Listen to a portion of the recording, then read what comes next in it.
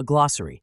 Disease. 1. Proven bodily lesion. 2. Putative bodily lesion. 3. Distress, disability, disadvantage, dysfunction. 4. An ostensibly treatable condition. 5. Irrationality. 6. Irresponsibility. 7. Crime. 8. Any human behavior or characteristic we dislike. Treatment. 1. Intervention sought by a patient from a physician for the amelioration or cure of disease. 2. Punishment, as in Tets give him the treatment, especially popular in psychiatric institutions and totalitarian countries. Bad habits treated as diseases. Using alcohol badly is called alcoholism and is treated with antabuse. Using food badly is called anorexia nervosa or obesity. The former is treated with electroshock, the latter with amphetamines or intestinal bypass operations. Using sex badly is called perversion and is treated with electrical stimulation through electrodes implanted in the brain and with sex change operations. Using language badly is called psychosis and is treated with antipsychotic drugs. The term illness can mean either a disease, lesion, or the state of feeling sick, a sense of being ill or unwell. In the former case, illness is synonymous with disease.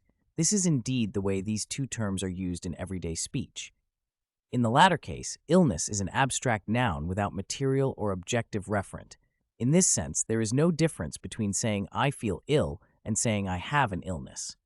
Notice, however, that feeling ill is analogous to feeling well, or happy, or sad, but that it would be nonsensical to replace these expressions with I have a wellness, or I have a happiness, or I have a sadness.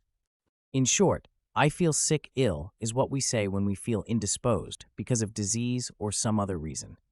Accordingly, feeling ill may or may not be a reason for assuming the sick role and seeking medical help. Demonstrable bodily lesion is the gold standard of medical diagnosis. Without practical convertibility into gold, the value of paper money rests only on faith. Without conceptual convertibility into bodily lesion, the diagnosis of disease rests only on faith. Unbacked by gold, paper money is fiat money, the politically irresistible incentive for debauching the currency called inflation. Unbacked by lesion, diagnosis is fiat diagnosis, the medically irresistible incentive for debauching the concept of disease, called psychiatry. Today, disease is largely a strategic category.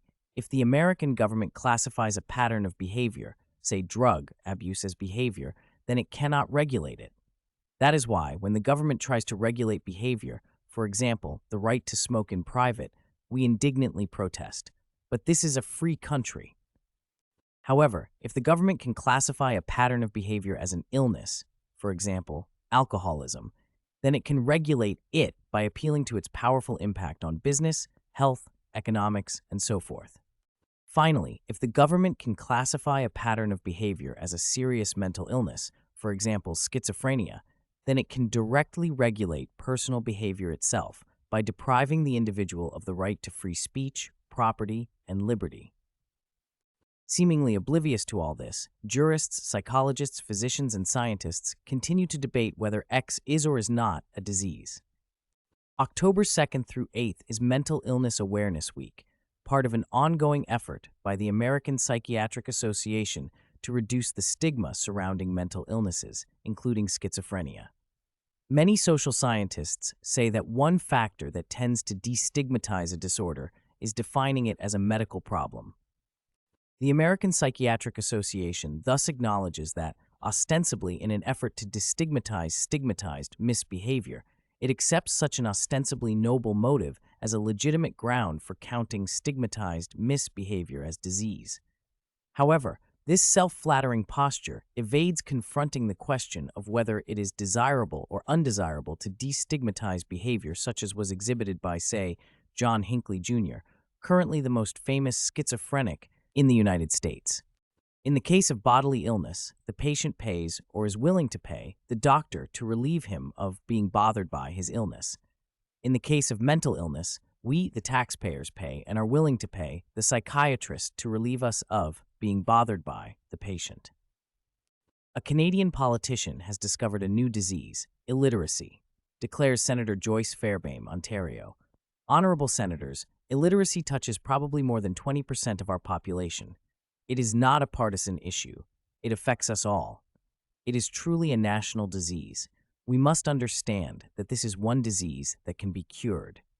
Spreading the alarm, a reporter from Ottawa adds, illiterates more commonly read the Bible and other religious material, while literates lean more to reference books, fiction, and manuals. Question: who is illiterate? Formerly, people had strong sexual desires or needs and were responsible for controlling them. Now they suffer from the disease of sex addiction. Evangelist Jimmy Swaggart, who paid prostitutes to perform lewd sex acts, is one of 10 million Americans suffering from an addiction, asserts David M. Moss, director of the Coventry Association for Pastoral Psychology in Atlanta. Victor B. Klein, a clinical psychologist at the University of Utah, agrees. I see Swaggart as a good man, but he had a secret illness going back to his teens. Jennifer Schneider, MD, a specialist in internal medicine, asserts that repeated sexual affairs may signal addictive behavior. My husband admitted he had love affairs. He said he couldn't control his behavior. Mr. Schneider was cured in a program for sexual addicts modeled after Alcoholics Anonymous. Dr. Schneider recommends 4 such organizations: SA, Sexaholics Anonymous; COSE, for Codependents of Sex Addicts; SLAA, Sex and Love Addicts Anonymous; and Sex Addicts Anonymous. Compulsive gambling is a damaging disease for an estimated 9 million Americans, asserts Amin Dagestani, professor of psychiatry at Loyola University in Chicago. Physicians everywhere must recognize this problem as a treatable medical condition. Chronic gambling, we read in the New York Times, may be a chemically caused illness. The psychological forces that propel so many chronic gamblers to ruin marriages, lose jobs, and even turn to crime may spring from a biological need. The biological findings suggest that pathological gamblers suffer from an addiction like alcoholism. Gamblers had lower levels than usual of the brain chemicals that regulate arousal. They may engage in activities like gambling to increase their levels of these chemicals in the noradrenergic system, which secretes them. Evidently, I have been mistaken. I have always thought that a pathological gambler was a gambler who lost money, not his wife, and that people gambled not because they wanted to increase the levels of certain chemicals in their brains, but because they enjoyed gambling and hoped to win. Lionel Solursh, professor of psychiatry at the Medical College of Georgia, has discovered a new disease, combat addiction. Supposedly occurring mainly in intoxicant abusers and violence-addicted veterans, the diagnosis of this disease rests solely on the metaphors used by the so-called patients to describe their alleged experiences. The rush, or the feeling that you get from this, is one of an addiction to adrenaline, addiction to cocaine. When I get into this high, it is just like being in Vietnam, the thrill of killing, the thrill of destroying, and it's something I just cannot overcome, even with medication. It's hard to duplicate this high with drugs, except the only drug I know is cocaine.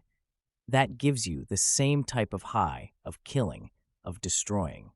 Discovery of the disease manifested by the thrill of mugging, stealing, cheating, and lying must be right around the corner, requiring only more funding for psychiatric research. Fact number 1. Psychiatrists now maintain that the drug abuser and the pathological gambler are sick and need treatment.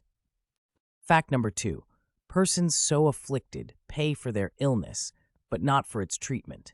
Such patients have no trouble finding the money for drugs or wagering, but seem never to have any money for treatment for drug abuse or pathological gambling. Fact number 3. The psychiatrist treating such patients is paid by the state, which gives him a vested economic interest in the state's defining personal irresponsibility as impersonal illness. New models of mental illnesses are now produced faster than new models of automobiles, perhaps because they sell faster. A new Italian model is art sickness, or the Stendhal syndrome. In a 182-page book titled The Stendhal Syndrome, Dr. Graziella Magarini details the cases of 106 tourists admitted to Santa Maria Nuova Hospital in Florence in the last 10 years, suffering from delirium, disorientation, and paranoia brought on by exposure to magnificent works of art. Hundreds of milder cases, probably thousands more, have gone unreported. The worst case had to be in the hospital 10 days, said Magarini, head of the psychiatric ward at Santa Maria Nuova and a lecturer on psychiatry at the University of Florence. A sucker is born every minute, observed Phineas Barnum. Now, the suckers are called mental patients who believe they are sick, and health insurers who pay for the fictitious treatments of non-existent illnesses. Here is a recently discovered disease so ridiculous it defies being ridiculed. Psychiatrists and psychologists at Hartgrove Hospital in Chicago are creating one of the nation's first treatment programs to wean teenagers away from Satanism. I don't think there is any doubt Satanism is a growing problem, said social worker Dale Trahan, who has been researching satanic beliefs for 3 years and was contracted to organize the program for the treatment of ritualistic deviants. In the program, teenagers will spend 4 to 8 weeks as inpatients and undergo individual and group counseling. The new program will seek to undermine Satanism's underlying belief system. The concept of disease is fast replacing the concept of responsibility. With increasing zeal, Americans use and interpret the assertion, "I am sick," as equivalent to the assertion, "I am not responsible." Smokers say they are not responsible for smoking, drinkers that they are not responsible for drinking, gamblers that they are not responsible for gambling, and mothers who murder their infants that they are not responsible for killing. To prove their point and to capitalize on their self-destructive and destructive behavior, smokers, drinkers, gamblers, and insanity acquittees are suing tobacco companies, liquor companies, gambling casinos, and physicians. Can American society survive this legal psychiatric assault on its moral and political foundations? It is senseless to debate whether alcoholism or kleptomania are or are not diseases. The fact that we call drinking too often or too much alcoholism and stealing things the thief does not need kleptomania are symptoms of our belief that they are diseases and of our desire to treat them as such.